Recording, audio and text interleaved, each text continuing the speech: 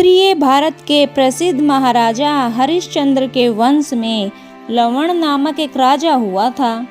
वह सर्वांग सुंदर, विद्या कला कौशल में पूर्ण, राजकीय कार्य में निपुण, सदाचारी, न्यायी, शत्रुओं पर भी दया करने वाला, सेवकों पर पुत्र के समान दृष्टि रखने वाला, समान के राजाओं से द्वेष रहित प्रीति करने वाला और छोटे तथा पड़ोस के राजाओं की रक्षा करने वाला था।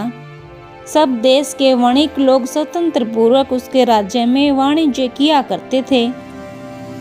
एक दिन राजा सिंहासन पर बैठा दरबार कर रहा था कि एक बाजीगर आया। यथा योग्य नमस्कार करके कहने लगा कि मैं कामरूप देश से आया हूँ, बंगाले की जादूगरी सीखा हूँ, विचित्र खेल दिखला सकता हूँ, यदि आज्ञा हो तो कुछ कौतुक दिखलाऊं। राजा की आज्ञा पाकर तमाशा दिखलाने लगा। हाथ में एक मूर्छल लिया, उसको इधर उधर हिलाकर आकाश की ओर फेंक दिया। वो आकाश में ही लोप हो गया। बहुत देर न हुई थी कि सिंध देश का एक दूत एक घोड़ा लिए हुए आया और कहने लगा कि यह घोड़ा समुद्र से निकला है। मेरे राजा ने यह आपके लिए भेंट भेजी है। राजा ने दूत को यथा योग्य प्रतिष्ठा दी। राजा ने उसे आनंद पूर्वक स्वीकार कर लिया। बाजीगर ने राजा से कहा कि महाराज, इस घोड़े पर सवार हुइए, इसका तमाशा देखिए। राजा ने उस घोड़े की ओर दृष्टि की। दृष्टि करते ही राजा की टकटकी बंद गई। ऐसा चुपचाप बैठ गया मानो सक्तासी आ गई हो। राजा की यह दशा देखकर सब दरबारी लोग आश्चर्य में थे। राजा के शरीर को निर्जीव सा अनुमान करने लगे थे। इस अवस्था में 2 घड़ी रहने के बाद चैतन्य हुआ। सब लोगों की जान में जान आ गई। राजा ने कहा कि जिस समय बाजीगर ने अपना मूर्छल हिलाया था, घोड़ा आ जाने पर जैसे ही बाजीगर ने उस पर चढ़ने को कहा, वैसे ही मैंने अपने को उस घोड़े पर सवार हुए घोर वन में शिकार करते हुए पाया था। वहां से चलते चलते एक ऐसे वन में पहुंचा जहां किसी भी जीवधारी का पता नहीं था।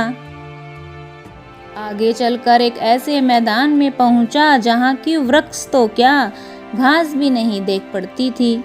दिन भर उसी में फिरता रहा। रात हुई तो उससे बाहर हुआ। बाहर होना क्या था, एक दूसरे जंगल में पहुंचा। उस जंगल में नाना प्रकार के जीवधारी इधर से उधर फिर रहे थे। जगह जगह मीठे पानी के तालाब भरे हुए थे। नाना प्रकार के सुंदर और फलदार वृक्ष स्थान स्थान पर खड़े थे। मैंने वृक्ष की डाली पकड़ ली, वृक्ष पर चढ़ गया। घोड़ा भी उसी जंगल में चढ़ता रहा। वह रात मुझे कल्प समान बीती, क्योंकि दिन भर का थका हुआ, भूखा प्यासा ऐसे अपरिचित वन में पड़ा हुआ था। सवेरा होने पर मार्ग को ढूंढने के लिए इधर उधर भटकते भटकते एक दूसरे जंगल में पहुंचा। उसमें बड़े वृक्ष तथा जल का अभाव था, पर कुछ दूर आगे चलने पर एक लड़की हवसियों काली जैसी, भैंस की सी मोटी और सूकर की सी मैली, अपने हाथ में भोजन लिए हुए जल्दी जल्दी कहीं को जाती देख पड़ी।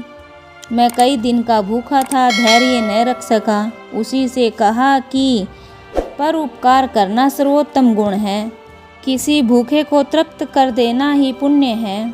मैं कई दिनों का भूखा हूँ, तू अपने भोजन में से थोड़ा मुझे भी दे दे। बहुत प्रकार से विनती करने पर कठोर हृदय ने मेरी कुछ भी न सुनी, वर्ण भयानक होकर कहने लगी कि मैं भंगिनी की लड़की हूँ।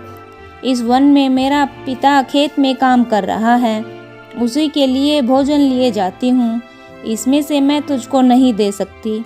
हाँ, उस दशा में कि तू मुझसे विवाह करना स्वीकार कर ले तो आधा तुझको दे दूँ, क्योंकि पति पिता से भी अधिक प्यारा होता है। राजा ने कहा कि आवश्यकता में प्रतिष्ठा और पवित्रता का ध्यान नहीं रहता। आवश्यकता मनुष्य को किसी घाट का पानी नहीं पिलाती। मैंने भी आवश्यकता के वश होकर उस भंगन की लड़की से विवाह करना स्वीकार कर लिया।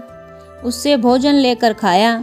उसके पास स्वयं मृत पशु का मांस और जौ की रोटी थी। वह मुख में स्वर्गीय भोजन के समान स्वादिष्ट जान पड़ा। पीछे लड़की मुझे पिता के पास ले गई। उससे कहा कि मैंने इस पुरुष को पति स्वीकार किया है, तुम भी इसे अपना दामाद बनाओ। उसके बूढ़े बाप ने कहा कि जिसको तूने स्वीकार किया वह मुझे भी स्वीकार है। संध्या होने पर मैं उसके साथ उसके घर गया। वहाँ देखा तो चारों ओर सूकर फिर रहे हैं। घर में स्थान स्थान पर मांस हड्डियां लटकी पड़ी हैं। उस बूढ़े ने अपनी स्त्री से कहा कि मेरी बेटी ने इस पुरुष को पति बनाया है, मेरी सास ने भी स्वीकार किया। उन लोगों के स्वीकार करते ही गांव भर के मेहतर लोग जमा हुए। उत्सव करने का विचार किया। 7 दिन तक बराबर मद मांस का खाना पीना और नाच रंग होता रहा। मेरा विवाह हो गया। 1 सप्ताह भी पूरा न बीता होगा कि भंगिन गर्भवती हुई। 2 महीने में गर्भ रह गया। साल साल बच्चे पैदा होने लगे। कई वर्षों में बच्चों से घर भर गया। 1 साल अकाल पड़ा। गांव के सब लोग तितर बितर हो गए। मैं भी अपनी स्त्री और बच्चों को साथ लिए हुए बाहर निकला। चलते चलते थकावट भूख से एक वृक्ष के नीचे बैठ गया। खाने को कुछ भी पास में न था। भूख के मारे सबके प्राण घबरा गए। यह विचार हुआ कि सब आत्महत्या कर दे। मैंने जब अपने को आग में दिया, आग की गर्मी ने मुझे तपाया तो मेरी आँख खुल गई। होश में आया, अपने को यहाँ का यहाँ ही बैठा पाता हूँ। यह सब विपत्ति इस बाजीगर के कारण ही भोगी है। इतनी बात सुनते ही बाजीगर अंतर्ध्यान हो गया। लोगों ने राजा से कहा, यह कोई बाजीगर नहीं था, वरुण देवता था, जो आपको उपदेश करने के लिए आया था कि संसार ऐसे ही भ्रम है। यदि कोई बाजीगर होता तो इनाम लिए बिना न जाता। कुछ दिनों के बाद राजा आखेट के लिए वन की दक्षिण दिशा में गया। चलते चलते एक पहाड़ की तराई में पहुंचने पर देखा कि वहां भंगियों की बड़ी भीड़ है। उसमें अपने ससुर को भी देखा। उससे अपनी स्त्री का हाल पूछा। राजा का भंगीशाला मिला। वह पहचान कर अपने घर ले गया। वहां पहुंचने पर राजा ने देखा कि बहुत सी स्त्रियां बैठी रो रही हैं। राजा ने पूछा, तुम क्यों रोती हो? उसकी सास ने कहा, मेरा दामाद मेरी पुत्री को लेकर अकाल के दिनों में न मालूम कहाँ चला गया, इसी से मैं रोती हूँ। यह बात सुनते ही राजा को भी रोना आया। फिर अपने मंत्री की ओर देखकर अपनी सास को कुछ इनाम दिलवाया। वहाँ से दूसरी ओर चल दिया। माया क्या नहीं करती है। सत्य को असत्य और असत्य को सत्य बनाना, असंभव को संभव और संभव को असंभव बना देना ही इसका काम है। माया के कार्य में बुद्धि कुछ भी निश्चय नहीं कर सकती। माया की गति को जान लेना कठिन ही नहीं वरन असंभव है। जाकी गति ब्रह्म नहीं पायो, शिव सन कादिक हारे, ताकी गति नर कैसे के पाइयो, कहें कबीर विचारे।